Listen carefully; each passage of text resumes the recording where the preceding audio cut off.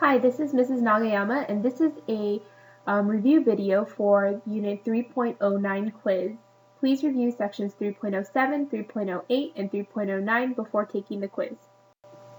So the topics today are going to be about the cell membrane, and we're going to be focusing on the first 2 points, which is what goes in and out of the cell and active transport versus diffusion.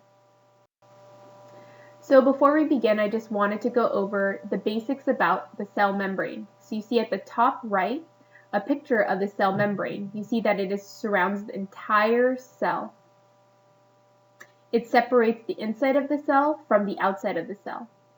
The function or the job of the cell membrane is that it determines what goes in and out of the cell. Not everything can pass the cell membrane. So if something wanted to come in, the cell membrane only allows certain things to come in at certain times. If you look at the bottom picture, you see that it is mainly made up of proteins and phospholipids. Proteins usually are used in order to transport certain things inside and outside of the cell, and the phospholipids are the main component of the cell membrane. Phospholipids are a type of lipid or fat. Just like we said before in the previous slide, the cell membrane does not let everything in and out of the cell. It only lets some things. So that's why we call the cell membrane semi-permeable. Semi meaning half or partial, permeable meaning allowing things to pass through. So it only lets certain things pass through, not everything. The reason why it doesn't let everything go in is because we want to make sure that we maintain a balance. We don't want too much of something inside or too much of something outside of the cell, so the cell membrane helps us maintain a balance or homeostasis. So here's a sample question from quiz 3.09. All cells are surrounded by a membrane. Which is the characteristic of a cell membrane? Is it A, it is semi-permeable, B, it is rigid, C, it is square, or D, it is weak? We saw in the previous slide that we called the cell membrane semi-permeable. Why? Because it only lets certain things in, not everything. So the best answer for this question would be A, it is semi-permeable. The next topic we're going to go over is diffusion. So diffusion is a type of membrane transport, or in other words, how things get through the cell membrane. So diffusion is when we have something going from high concentration of sugar to low concentration of sugar.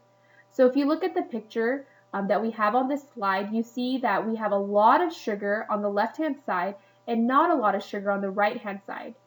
Do you think the sugar will move from A to B or B to A to reach a balance? What will happen is the sugar molecules from the side that has more will move to the side that has less. This is what we call diffusion. Diffusion is when molecules move from high concentration, meaning that there's a lot of it, to low concentration in order to reach a balance. So you see on the left-hand side, we aren't in a balance.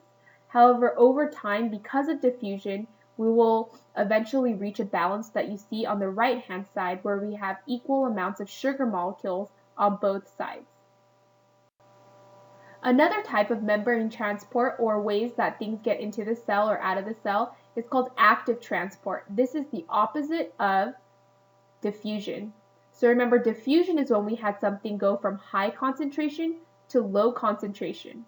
But for active transport, we have molecules flowing from low concentration to high concentration. This isn't normally what would naturally happen, and so in order for this to occur, it actually requires energy, or ATP. So you see in the picture below, the region that is blue is outside the cell, and we see that there isn't much of those green squares. However, if you look inside the cell, there are a lot of green squares. So we see that the green squares are going from low concentration all the way to high concentration. This again does not naturally happen, so we do need the help of ATP, which you see in yellow. If we use that energy, we can bring in those two green squares into the high concentration side. So again, this is different from diffusion because active transport requires energy or ATP, and it's going from high to low concentration. Oh, sorry, it's going from low to high concentration. So here's a sample question. Which sentence best describes active transport? A substance moves from an area of high concentration to an area of low concentration. A substance moves into or out of a cell using energy. A material moves into or out of a cell without using energy, or water moves into or out of the cell. So remember, for active transport, the key thing is that it's going from low concentration to high concentration, and in addition to that, it requires energy, or ATP.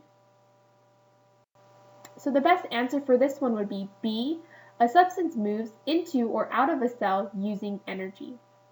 If you have any questions about quiz 3.09, please email me and I can send you more resources. If not, I would just highly suggest you keep retaking this quiz until you've reached at least a 60% or better, because that's a passing grade in the class.